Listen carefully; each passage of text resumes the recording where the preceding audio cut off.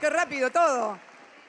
Acostumbrada a los actos kilométricos y discursos kilométricos, acá estamos.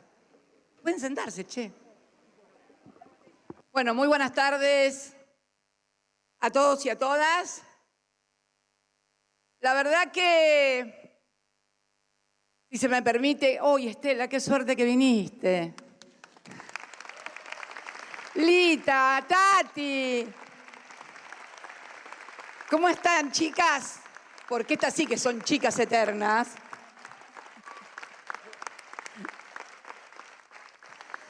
Bueno, acá estamos en Tecnópolis. La verdad que es como recibirlos casi en el living de mi casa. Yo la siento mi casa, Tecnópolis. La verdad que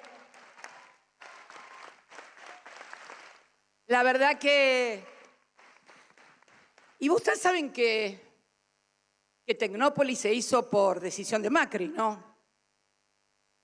Esa no la tenían. En serio, fue por decisión de Mauricio Macri que se hizo Tecnópolis. Les cuento, cortito y al pie, como dicen los compañeros y compañeras. Cuando finalizaron los festejos del Bicentenario, festejos maravillosos, y los hubo, e inolvidables en el país, a Parrilli, que lo habían apodado Bob el Constructor. ¿Ustedes conocen el cuentito ese de Bob el Constructor, de cuando eran chiquitos? La mamá de Néstor, mi suegra, la abuela de los chicos, se la contaba a Máximo y a Florencia. Sí, la abuela les contaba cuentos. Si yo les digo que le contaba yo los cuentitos a los chicos, no me lo van a creer porque además es mentira. Y no vine acá a mentir. No voy a empezar a mentir ahora de vieja. No mentí nunca, no voy a mentir de vieja. No, de ninguna manera. Así que bueno, nada. Terminan los festejos y viene Parrilli con un nuevo proyecto. Después del Bicentenario, que había sido una maravilla, un fenómeno económico, social, cultural, fantástico, sociológico casi. Los millones y millones de argentinos y argentinas festejando en las calles 200 años de historia. Fantástico. Bueno, viene con el proyecto y nos dice, tenemos que hacer un evento de 2 semanas seguidas sobre la Figueroa Alcorta. Tiene que ser Tecnópolis, por eso es Tecnópolis. Polis viene de ciudad, de Tecnópolis, ¿no? Polis, ciudad, Tecnópolis. Tenemos que hacer un proyecto donde después del Bicentenario la Argentina ingrese decididamente en la etapa y en la era de la ciencia y la tecnología. A mí me fascinó. Habíamos creado, cuando asumí como presidente, el Ministerio de Ciencia y Tecnología, que después inauguramos su sede en las antiguas bodegas Giol, un ministerio también fantástico. Y la verdad es que la idea me fascinó. Y era un evento que, con escenarios móviles y retráctiles y colgantes sobre la Figueroa Alcorta, obviamente teníamos que pedir permiso al gobierno de la ciudad, porque estábamos utilizando el espacio de la ciudad. Y fuimos a pedirlo. ¿Quién estaba de jefe de gobierno? Bueno, no van a impedir el tránsito, va a haber problemas de tránsito. Y la verdad que ahí en octubre hoy se acordaba el Cuervo cuando lo comentaba, habían venido a verme el Cuervo y Estela, creo. Vos no sé si te acordás, Estela. Estela, ¿no es cierto? Con Estela viniste. A los pocos días había sucedido lo de Mariano Ferreira y yo les comenté que nos habían prohibido lo que queríamos hacer. Pero Parrilli es terco y yo más que él. Entonces, y a la verdad que tenía un montón de funcionarios tercos. Teníamos muchos funcionarios. Los funcionarios tienen que ser tercos. No tienen que bajar las manos y los brazos ante el mínimo impedimento. Hay que ser terco. Cuando uno es funcionario tiene que ser terco, muy terco, no para no escuchar, no para no debatir, sino para que en la primera de cambio que te sale mal o que te sale una cruzar, te abandonás y te vas a otra cosa porque te da temor a seguir con lo que tenés que hacer. Bueno, y entonces me vieron con otro proyecto, una cosa más permanente, y vamos a buscarla ¿dónde? Ir a la provincia de Buenos Aires, y ahí salieron arriba de un helicóptero Parrilli, Tristan Bauer, que hoy es ministro de Cultura, y de quien depende precisamente de Cultura Tecnópolis, bueno, hoy Oscar es senador, y con Javier Grossman, que no sé qué soy, pero bueno, pero salió también arriba del helicóptero. E identificaron este predio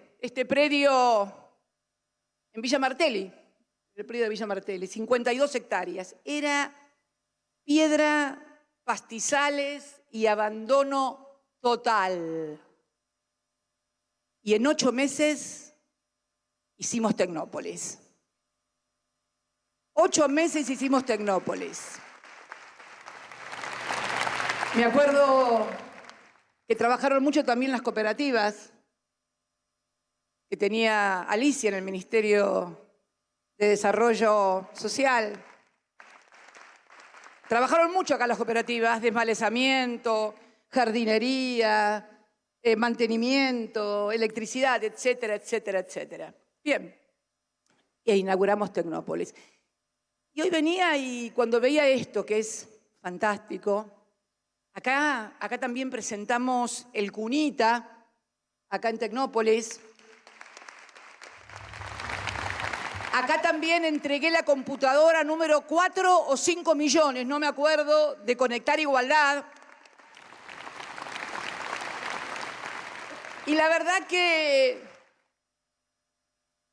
venía pensando en eso, en qué es gobernar, ¿no? Y gobernar es eso. Gobernar es hacer. Está en nuestro ADN, de peronistas y de toda la vida. Recordaba ayer se cumplieron 30 años desde que Néstor ganó su primera elección como gobernador de la provincia de Santa Cruz.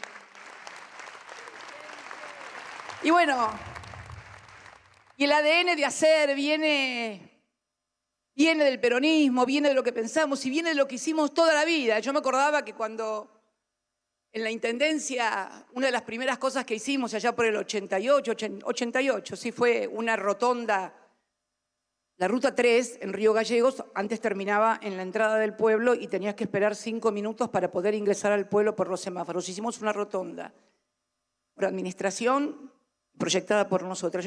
Cuando la terminamos, que teníamos mucho miedo que no diera resultado porque en los medios decía que la gente iba a chocar, que estaba mal. Lo de siempre, en todas partes es lo mismo, no crean que solamente acá en Capital. Nunca hemos tenido, no sé por qué razón, debe ser una maldición que tiene esto el peronismo y los medios de comunicación, que no importa si es bueno, si es malo, siempre dale y dale y dale y dale. Nunca una cosa buena. Pero bueno, se ve que hay gente que no le importa lo que digan los medios o que lee poco, no sé, no importa.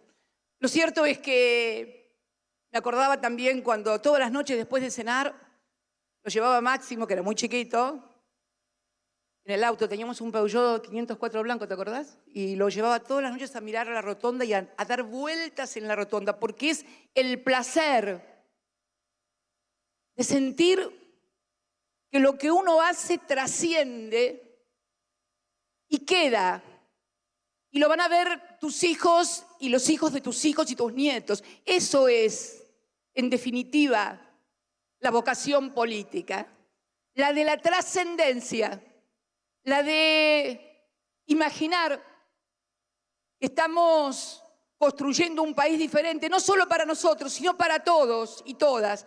Para los que piensan como nosotros, para los que no piensan, para todos. Gobernamos así, para todos. Nunca le preguntamos a nadie qué ideología tiene para reconocerle un derecho. Nunca. Y bueno, el hacer tantas cosas con las que uno se topa cuando va a las provincias, obras, aeropuertos, puertos, autopistas, en fin, miles. ¿Qué les voy a contar? Ya me escucharon en todas las cadenas nacionales durante 8 años que se los conté. No les voy a venir a contar lo mismo otra vez, pero yo me preguntaba, el hacer nuestro a partir del 10 de diciembre del 2019, cuando después de 4 años duros, tremendos que pasó nuestra sociedad, con políticas muy duras para la gente, pensaba también, pucha, siempre que llegamos nosotros, en la intendencia, en el 87 con Néstor, la ciudad estaba destruida, endeudada, habían abandonado una obra pública muy importante que eran cloacas en todo, y la gente se caía entre las cloacas, los autos, había demás, un desastre. Con la provincia, con Néstor, en el 91 lo mismo, ni qué hablar. Vos te acordás mejor que yo, Alberto, seguramente, porque lo sufriste junto con él en el 2003. ¿Cómo estábamos? Defaulteados, deuda con el Fondo Monetario Internacional. Néstor sacó menos votos que la cantidad de desocupados que había. Mal, todo mal. Y la verdad que cuando llegamos este 10 de diciembre del 2019, el país no era el mismo. No era el mismo. Y esto ya no es una cuestión de posicionamiento, de ideología, no era el mismo. Por lo pronto, aquel Fondo Monetario Internacional que Néstor había despachado en el 2005, pagando toda la deuda, cash, junto con Lula en Brasil, había vuelto. Pero si Néstor tuvo que pagar, el pueblo argentino, en realidad Néstor no pagó, tuvo que pagar en aquella oportunidad 9.000, creo que eran 9.800 millones de dólares, ahora ya no eran 9.800 millones de dólares. Era un fondo con un activo en contra nuestro de 44.000 millones de dólares. Ya no teníamos una desocupación de un dígito, el 5.9, como entregamos el gobierno el 10 de diciembre, el 9, perdón, de diciembre, a las 12 de la noche, como la Cenicienta. Por orden judicial, claro. Y ya teníamos 2 dígitos. Y además, aquella deuda que Néstor había logrado reestructurar, que había heredado, porque nos pasamos reestructurando y organizando deudas contraídas por otros. La primera reestructuración la hizo Néstor en el 2005 y la otra la hice yo en el 2010, nuestra gestión. Debíamos mucho más. Mucho más. Los tarifazos, las industrias, los comercios cerrados, en fin. Otra vez sopa. Si tuviera que definirlo, otra vez sopa, dijera Mafalda. Esto fue el 10 de diciembre. ¿Y cuál fue entonces el hacer, el ADN que llevamos adelante, peronistas, kirchneristas, como quieran llamarlo, y otros partidos también, otros espacios políticos que nos acompañan a hacer? ¿Y qué tuvimos que empezar a hacer? La emergencia. Por eso la emergencia tarifaria, y ya no hubo más tarifazos. Esos tarifazos que volvían loca a la gente, porque la gente, yo volví a tener calefacción en mi edificio ahora. Todos lo saben, y lo saben también, y vos, Leandro, también lo sabés porque sos porteño. En muchos edificios no se prendía la calefacción o la prendían de tal a cuánto, nada más porque no se sabía cuánto venía la factura. La gente volvió a prender la calefacción. A ver, traduzcamos esto de que no hay tarifazos con que vuelvo a prender la estufa y vuelvo a enchufar la plancha. Y no plancho de tal hora a tal hora para ahorrar plata. Plancho cuando quiero o cuando puedo planchar. Porque hay que comenzar a traducir las políticas en la sociedad. Y ahí fuimos. Y también con los remedios. El 11 de marzo, hoy lo consultaba antes de venir, 11 de marzo del 2020, por decisión del presidente, la directora del PAMI, Luana, volvió con el programa de medicamentos gratis para nuestros viejos y viejas.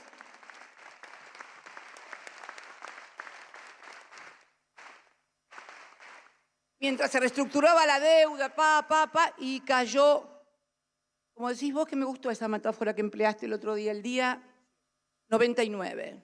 El día 99. Yo lo grafiqué en Avellaneda con los 5 minutos del primer tiempo. Entramos los 5 minutos del primer tiempo, aprontamos, hicimos jugadita, una jugadita acá, otra jugadita allá. No, momento, se suspende el partido, atajar penales. Y para colmo, atajar penales de algo que no sabíamos qué era ni cómo venía, pero no nosotros de burros acá en la Argentina, en el mundo no sabían de qué se trataba. Y vino la pandemia. Hoy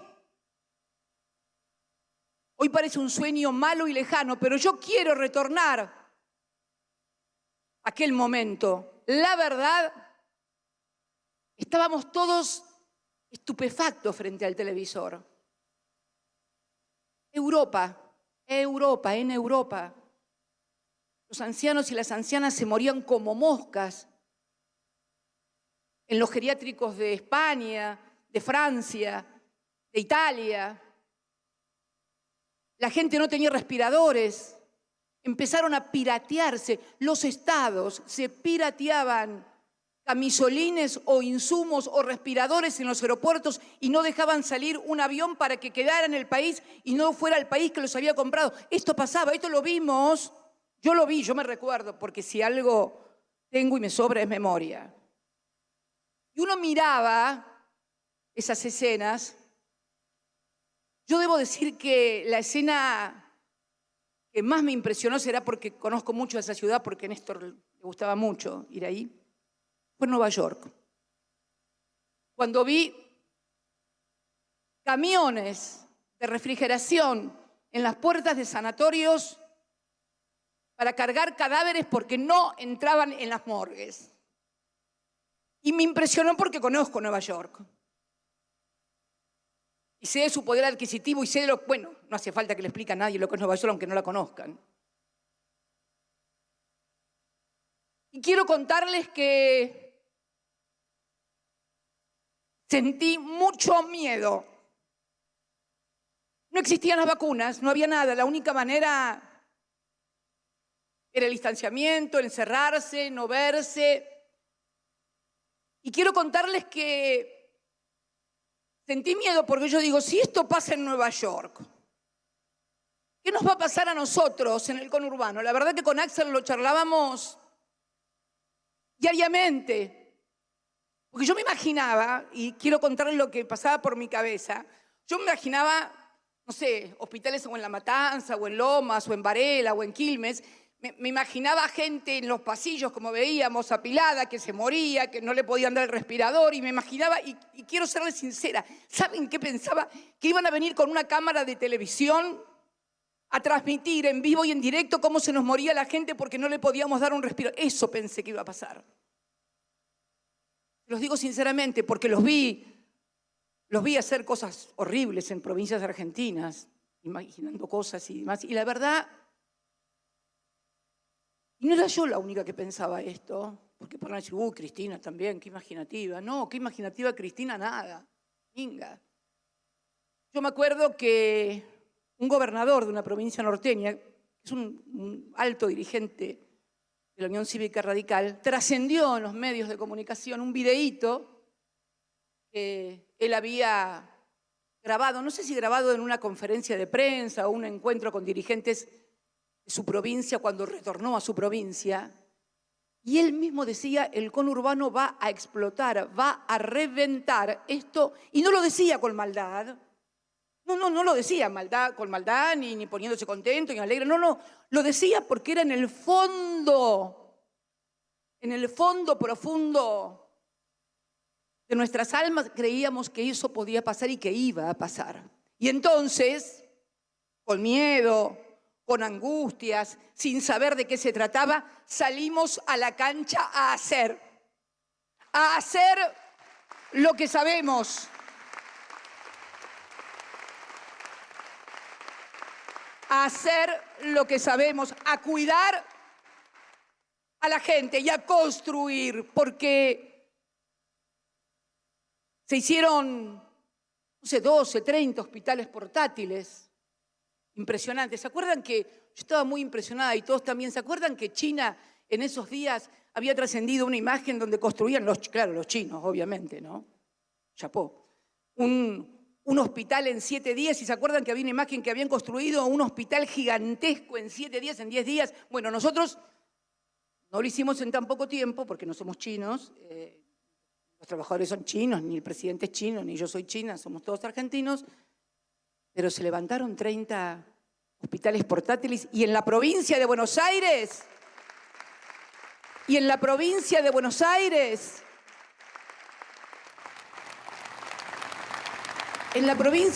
Aires terminamos 5 hospitales. Yo había dejado prácticamente terminados, pero que faltaba un 5 en uno, un 10 en otro, un 15 en alguno. Hospitales que se habían negado a abrir. Y ahí fuimos y los terminamos. Y no solamente eso, en esta Tecnópolis montamos, tiene 52 hectáreas esta Tecnópolis.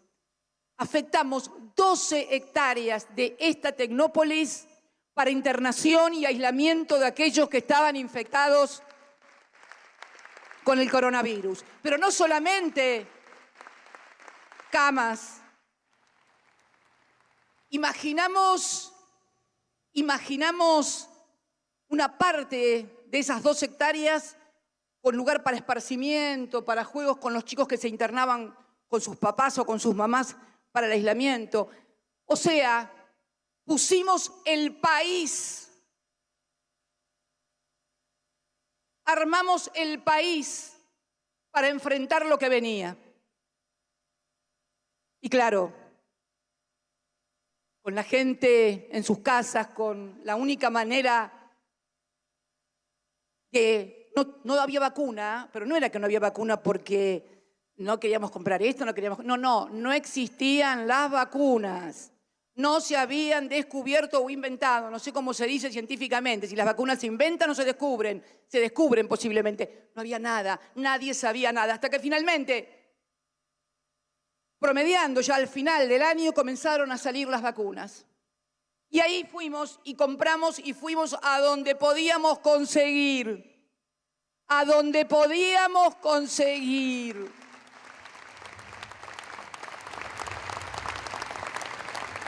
Y ahí ahí empezó la segunda parte del sainete. A los que estaban en contra de que no me dejen encerrado, que no me ni salían y se contagiaban, algunos que se murieron también por contagiarse.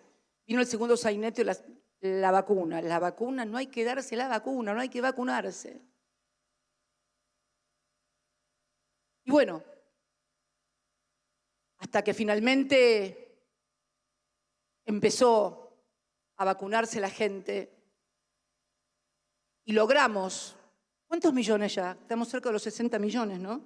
Estamos cerca de los 60 millones de vacunas, uno de los países que más vacunas ha adquirido.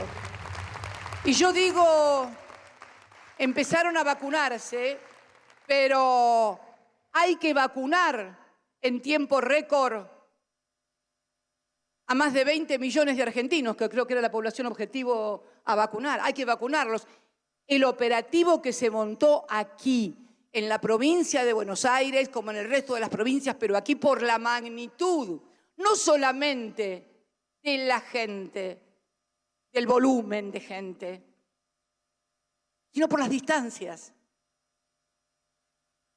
El otro día en un programa de televisión decía un funcionario que la verdad que me cae muy bien, no lo voy a criticar porque me cae muy bien y me parece un tipo muy serio, que es el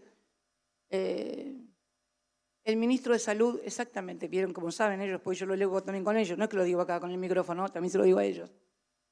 Quirós, que decía, no, nosotros, una periodista, ay, pero que están tardando mucho en la provincia de Buenos Aires. No, nosotros nos llegan las vacunas y ya al otro día estamos vacunando. Y claro, hermano, si tenés 207 kilómetros cuadrados, y vas por calles todas asfaltadas. Si te rompió el auto, te tomas un taxi con las vacunas, ¿viste? O la camioneta. Nosotros tenemos 303.000 kilómetros cuadrados en la provincia de Buenos Aires. 3.300 kilómetros cuadrados. Santa Cruz es la segunda provincia con 243.000, si mal no recuerdo, kilómetros cuadrados. O sea que tenemos que irnos de acá hasta Bahía o hasta Patagones o hasta Carmen de Patagones, ahí en la frontera con Río Negro. Acá la frontera es la General Paz y la autopista. Obviamente que podés vacunar más rápido, porque están todos más cerca. Si me escuchara un marciano o alguien de afuera diría, pero ¿por qué está explicando estas obviedades a esta mujer? Y sí, porque en la Argentina es el único lugar que tenemos que dar explicaciones de lo obvio. Sí, claro. Sí, claro. Y se organizó una vacunación excelente, con una atención excelente de pibes. Acá me apunta, me vine con mi apuntador, yo tengo mi gobernador. De pibes y pibas. Y pibes y pibas, que la verdad se pusieron una pechera, esa pechera que tanto les molestó en algún momento a otros cuando los chicos se identificaban políticamente. Mirá, yo prefiero gente que se identifique políticamente, que toda la energía, la voluntad y la fuerza que tiene la juventud la canalice de esa manera. No con violencia y agrediendo o insultando a los que no piensan igual que ellos, sino ayudando a todos y a todas.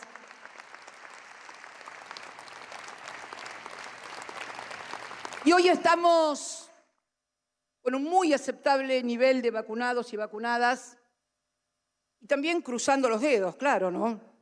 Porque todos los días te viene una cosa nueva, una variante nueva, pero bueno, hemos hecho las cosas de manera tal, aunque nos criticaron mucho en los medios de comunicación, mal que les pese, hemos logrado retrasar el ingreso de otras variantes que se nos muestran como inmanejables hasta ahora. Dios quiera que se cumpla lo que piensa Nico. No andás, Nico Kreplak, no te veo. ¿Dónde estás? Acá estás.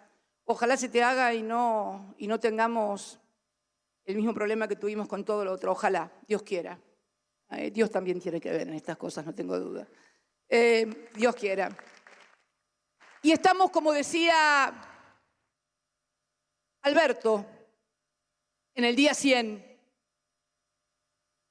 En el día 100 porque tenemos que, y de hecho, no solamente es que se vacunó, sino que durante ese tiempo en que no se podía salir, el Estado argentino puso plata, mucha, pero mucha plata, a los empresarios, a los trabajadores y a todos aquellos que necesitaron un auxilio económico porque estaban en la casa y no podían salir.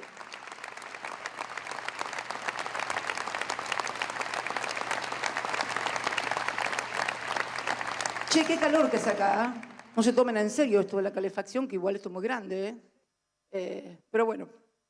Y estamos en el día 100, en la necesidad. En la necesidad de lo que planteé tal vez. ¿Se acuerdan cuando estuvimos en el Estadio Único? No este último, sino aquella por diciembre. Que Sergio había hablado de cómo iba a crecer la economía. Y la economía empezó a crecer.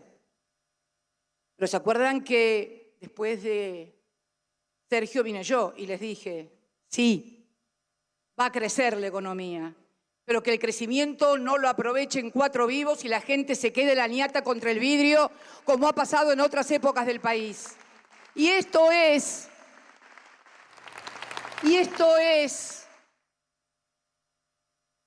lo que se viene. La necesidad imperiosa de que este crecimiento que se puede hacer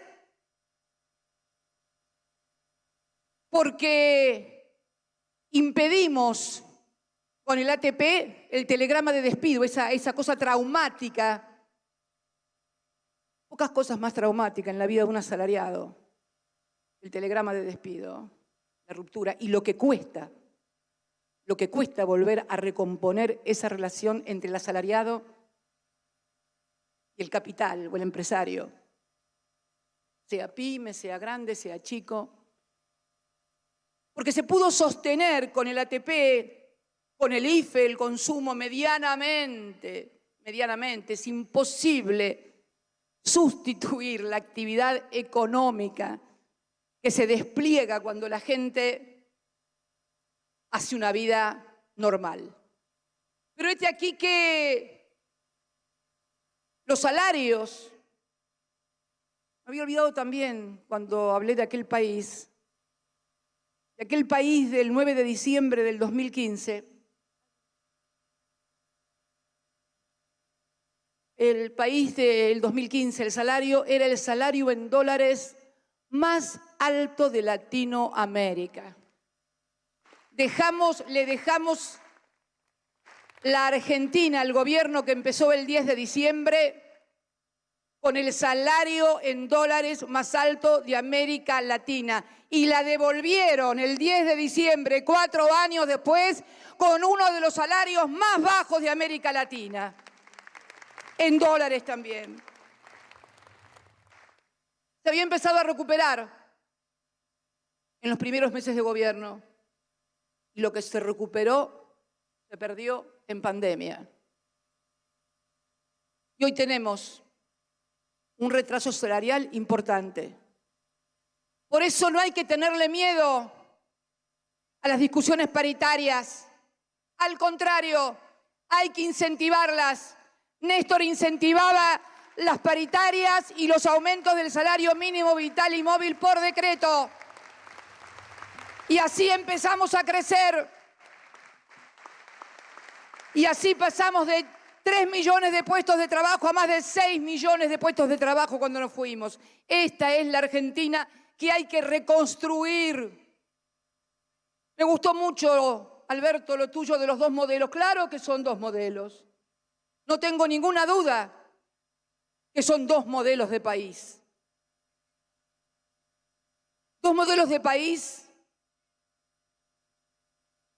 que además muchos son los protagonistas también de aquella Argentina que defolteada, que recibió Néstor, a esta que recibiste vos. Los actores son muchas veces los mismos. Por eso, esto más que un cierre de campaña, no tiene que ser un cierre de campaña.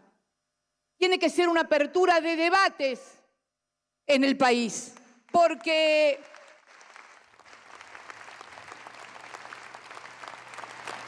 estoy escuchando en algunos medios que el debate político, nunca hubo una campaña tan mala, que el debate, que esto, que el otro, y critican, ¿y cómo no va a ser bajo?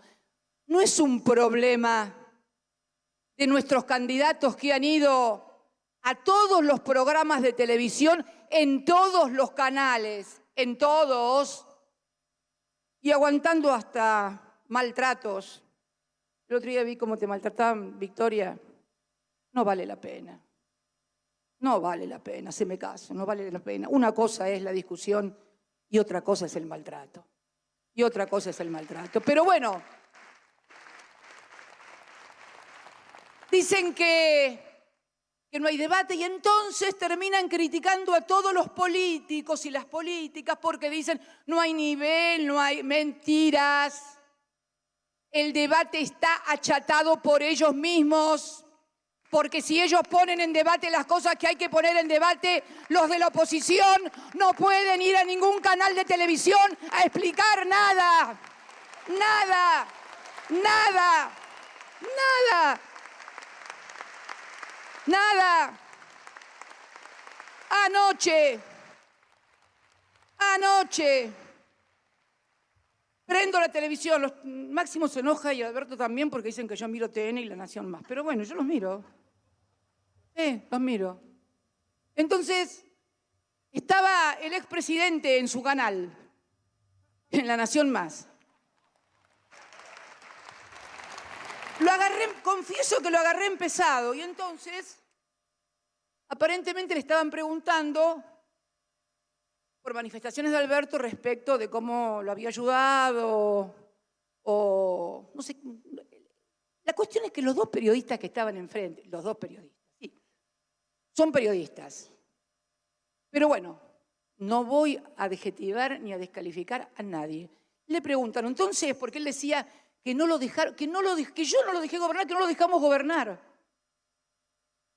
No, usted dice, le preguntan los periodistas así con cara, porque ponen cara de circunstancias además, ¿viste? Injundiosas, como, usted dice que los peronistas son golpistas. Sí, son golpistas, dijo. Amigo, lo llevaste a Pichetto de vicepresidente, que fue presidente del bloque durante los 12 años y medio de peronismo, que te votaba hasta el café con leche en el Senado y decís que los peronistas no te dejamos gobernar. Pero vamos, che, vamos.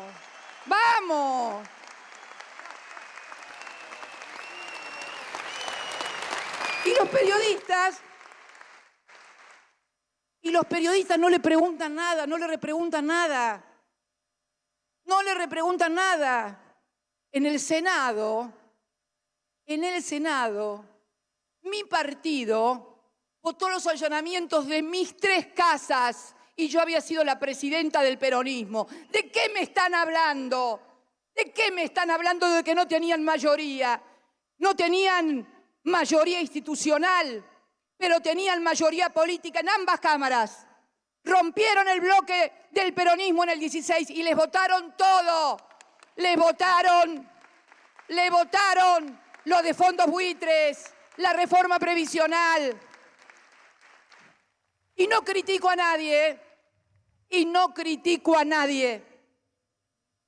Son razones y es política, pero que no nos mientan, que se hagan cargo de que tuvieron mayoría para gobernar durante los 4 años porque le votaron todos los proyectos.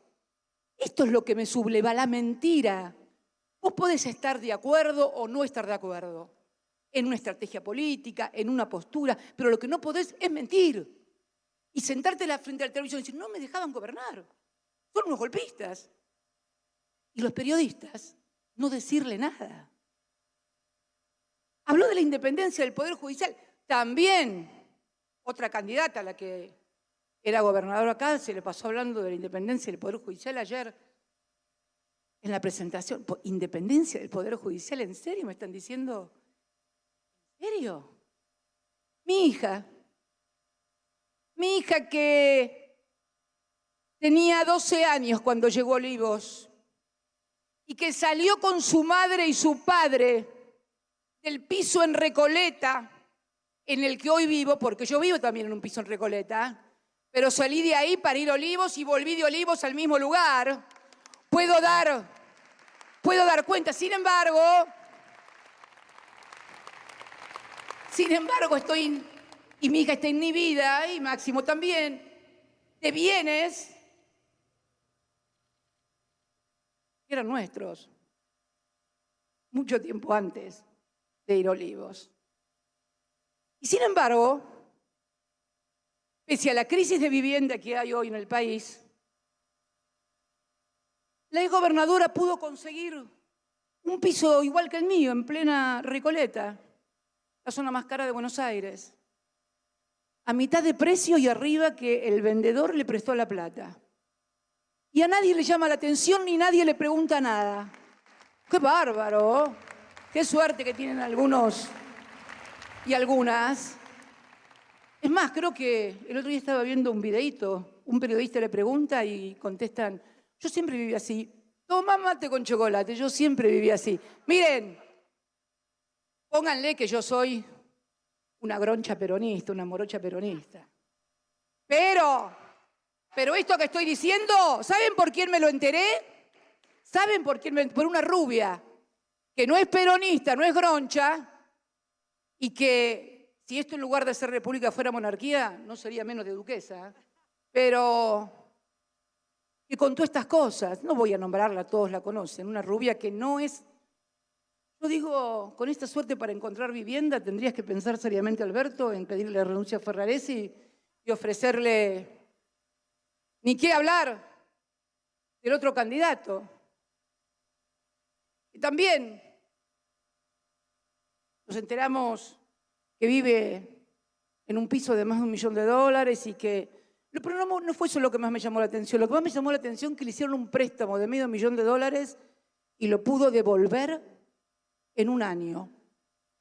Toma mate con chocolate. Miren, nosotros nunca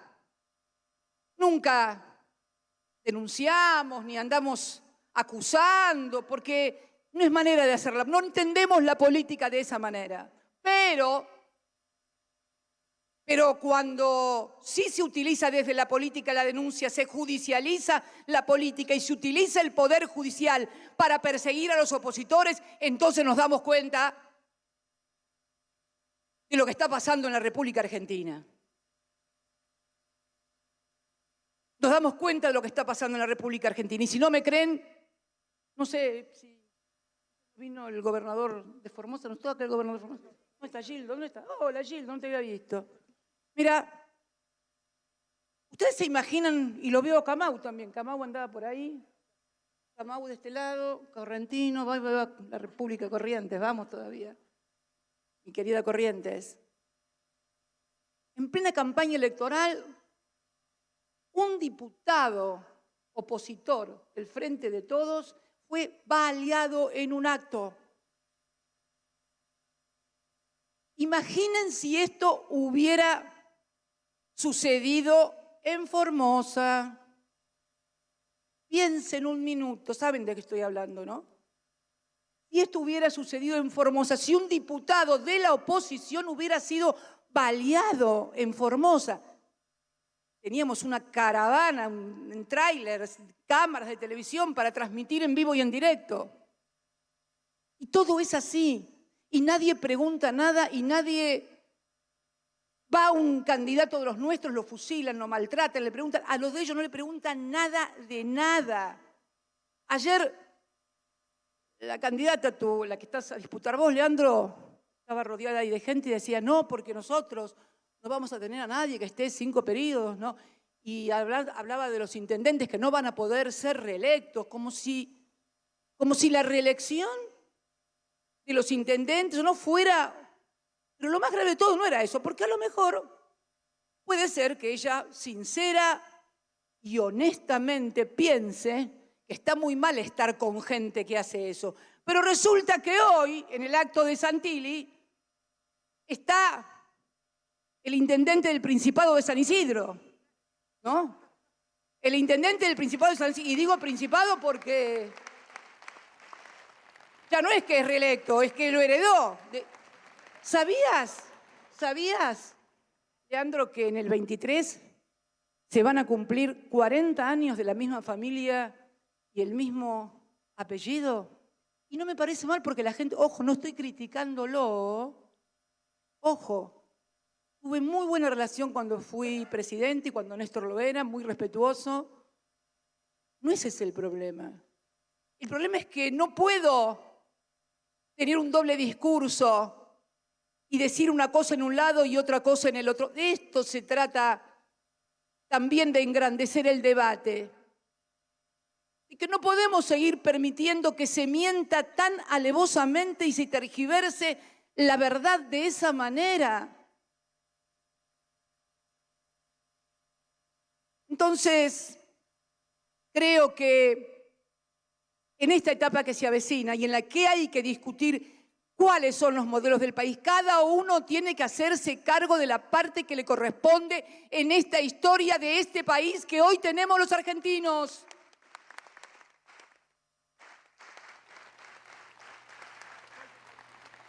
No estoy diciendo... ¿Qué? Sí. No estoy diciendo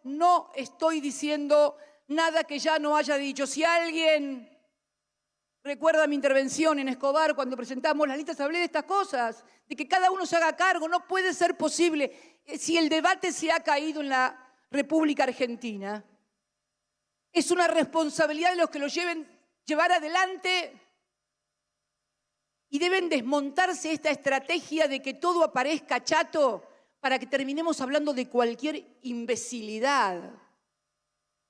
De cualquier imbecilidad. ¿Saben por qué hablan de cualquier? Porque así gastan tiempo, critican a uno, critican al otro, hablan y nadie discute lo que hay que discutir.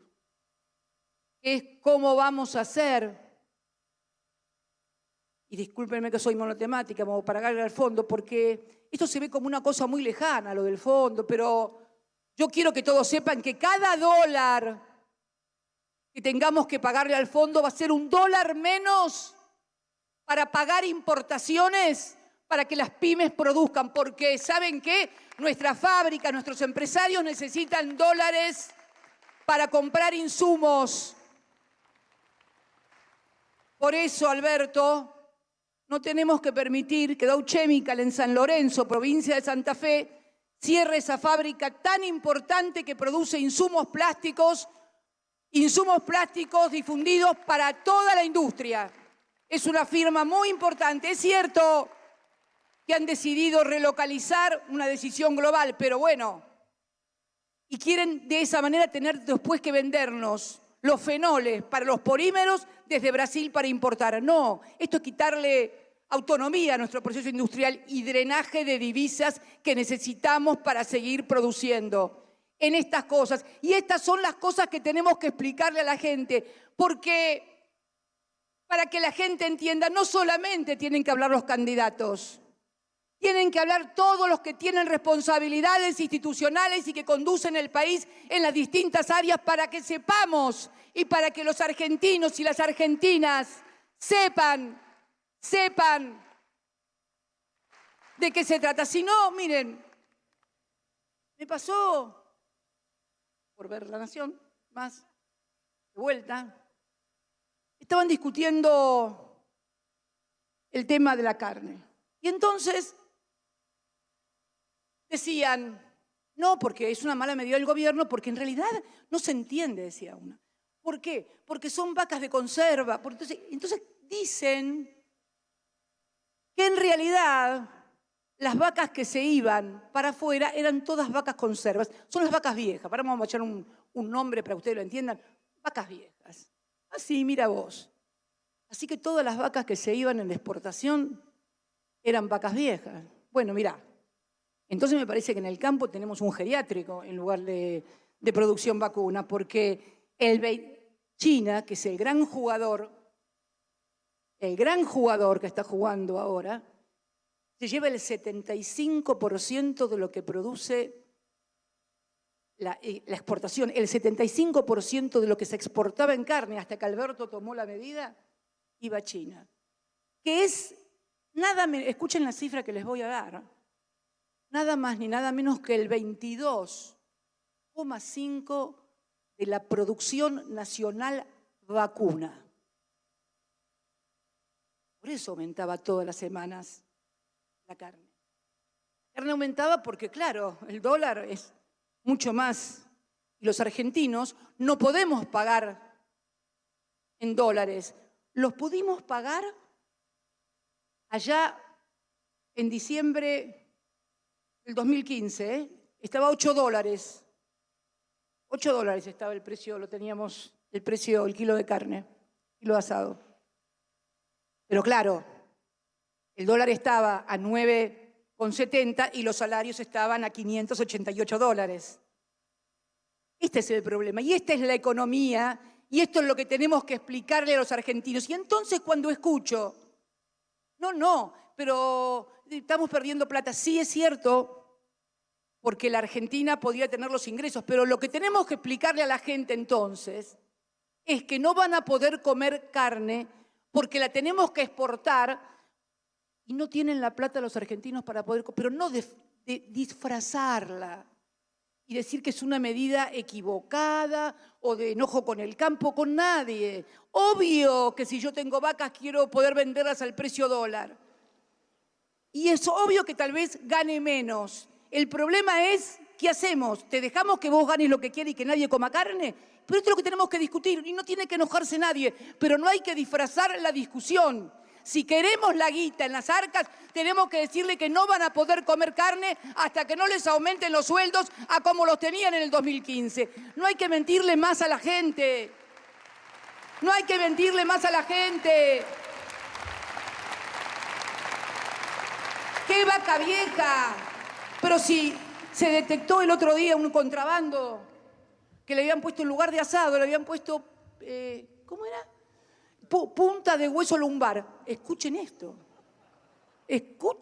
por favor. Un importador, frigorífico importador, ¿qué importaba? Punta de hueso lumbar. Bueno, ¿saben qué es eso? Asado, que está prohibido. Lo detectaron. Entonces, esto es lo que hay que charlar y discutir seriamente. ¿Están dispuestos los argentinos a dejar de comer carne? No sé, comen pollos, para que la Argentina tenga más ingresos y para los que producen las vacas ganen más plata. Bueno, esto es lo que hay que discutir. Como el tema de lo que ahora quieren instalar, porque se sienten un poco corridos por derecha, por distintos candidatos, y entonces ahora vienen con la novedad. No, hay que eliminar la indemnización por despido. Bueno, miren, primero van a tener que reformar la Constitución. O sea que en esta legislación, acá no se decide, porque la protección contra el despido arbitrario es una inclusión del artículo 14 bis, que no es de los peronistas. 14 bis fue los que derrocaron a Perón, que como que tenían que aparecer que no eran tan antiobreros, me enchufaron el 14 bis con todos los derechos laborales. Entonces hay que discutir. Ahora, decir que vamos a generar más trabajo si eliminamos la indemnización por despido, mentiras. Lo explicaba ayer Máximo en Bahía. Con los 2 dígitos, 24, 25% de desocupación y sin tocar ninguna ley laboral y restituyendo la vigencia de miles de convenios colectivos de trabajo, llegamos a una desocupación del 5.9. ¡Vamos, che! ¿A quién le quieren hacer creer esto? Ahora, si vos querés eliminar la indemnización por despido para que los empresarios estén más tranquilos y ganen más plata, bueno, pero decirlo así, pero no lo pongas con la excusa de para generar más trabajo. Esto es lo que tenemos que hacer. Y este es el rol sagrado que debería tener el periodismo en la República Argentina. Ayudar a debatir en serio, sin mentiras, sacarse las anteojeras ideológicas y políticas o las conveniencias económicas, qué sé yo. Yo la verdad que estaba viendo un videíto que me mandó Alberto antes de venir para acá. Me dijo, mirá qué maravilla el Perón este. Y me mandó un videito que lo voy a subir ahora cuando salga de acá, lo subo a mi cuenta. Che, Mariano, que los vayan subiendo. El videito, claro, porque muchas veces uno se enoja por ahí con tal o cual periodista, pero también es la línea editorial. Yo entiendo eso. Es la línea editorial. Vos trabajás en una empresa y no podés hacer lo que vos quieras. Tenés que hacer lo que te dice la empresa. Y eso yo lo respeto porque el laburo es sagrado para todos, para los periodistas también. Así que, y si no te echan. Ahora van a ver una catarata de decir, yo digo lo que se me da la gana, yo digo lo que... che, somos todos grandes, basta, viejo. Los Reyes Magos son los papás, no jorobemos más, por Dios. Entonces yo creo que esto es... Me van a matar los padres, ¿no? Ay, sí, me di cuenta. Ay, ve esta cosa que se me sale. Elena está mirando. Por favor, corten esa parte, que los padres me van a matar y con mucha razón, por Dios. Yo con mis nietos, por Dios. Por favor. Bueno, nada. Creo que, compañeros, compañeras, amigos y amigas, esto recién empieza. Esto recién empieza y yo espero en serio que el lunes podamos debatir un país sin agravios, sin insultos, en igualdad y paridad de condiciones para todos y todas. Que cuando vayamos a discutir un medio no maltraten a una candidata o a un candidato porque es de otra ideología o porque se lo mandaron a hacer, no importa, porque no se lo merece nadie. Eso, pero el que primero no se lo merece es el que está sentado mirando en su casa. Por eso también debe ser que tiene tanto rating MasterChef y esos que cantan. Y claro, la gente más temprano que tarde, más tarde, se aviva. Entonces, creo que tenemos que debatir, y debatir en serio. Pero además también tenemos que saber la importancia, porque yo recién recordaba cuando el expresidente decía que éramos golpistas y que que esto, que lo otro, bueno, ya todos saben que se aprobó todo y lo que dije, ¿no? Pero yo puedo dar cuenta como presidente en el año 2010, en el 2009 habíamos perdido la parlamentaria y ganó lo que se conoció como el Grupo A. Después, ¿se acuerdan? Esto lo saben, ¿se acuerdan los militantes, los dirigentes? Teníamos minoría en la Cámara de Diputados. Y ese año, Alberto, la Argentina, no Cristina Fernández de Kirchner, la Argentina se quedó sin presupuesto, no nos votaron el presupuesto. Habían ganado las elecciones intermedias del 2009. Y la verdad que las espaldas de la Argentina en aquel momento eran otras, claramente. Claramente. No nos aprobaron el presupuesto, pero ya le habíamos pagado al Fondo Monetario Internacional en el 2005, y Néstor había reestructurado la primera parte de la deuda, yo había reestructurado ya la segunda parte de la deuda en el 2010, y además de todo eso, la economía volaba. Y miren que habíamos tenido el frenazo, el terrible frenazo de la crisis del 2008, la crisis económica más grande de Lehman Brothers, que ¿se acuerdan? Las hipotecas, Lehman Brothers, todo voló por los aires. La Argentina no voló por los aires, pero sentimos el cimbronazo en la actividad económica. Perdimos las elecciones en el 2009, pero la economía estaba fuerte, desendeudada. Nadie podía venir a decirnos cómo manejábamos nuestros recursos porque no le debíamos un solo peso al fondo. La industria venía trabajando mucho, veníamos creciendo en la mano de obra, cada vez más trabajo, cada vez más consumo, y entonces la no aprobación del presupuesto la pudimos aguantar porque teníamos espaldas para aguantar aquella chirinada, verdadera chirinada. Pero hoy la Argentina no está así. Hoy la Argentina todavía está en pandemia, el mundo patas para arriba. Le debemos al fondo 44.000 millones de dólares y a los acreedores externos, a los bonistas, lo que se reestructuró. Tenemos que mejorar los salarios, seguir bancando las actividades que siguen teniendo problemas como el turismo. Por eso no es lo mismo. Por eso creo que la hora, no nosotros, no el gobierno, no Alberto, no Cristina, no Axel, el país, los argentinos y las argentinas necesitan mucha responsabilidad institucional. Y la responsabilidad institucional no solamente es de los que gobiernan, es también de la oposición, es de los medios de comunicación, es de los empresarios, es de los sindicatos, es de todos aquellos que elegidos en el lugar que están tienen que dar cuenta de sus actos y saber que un país no se construye solo y que nadie se salva solo. Esto es lo que viene y esta es la discusión que estamos dispuestos a dar, como siempre, de cara a la gente, de cara a la historia y de cara a todas nuestras ideas, de las cuales estamos siempre muy, pero muy orgullosos. Muchas gracias, compañeros y compañeras.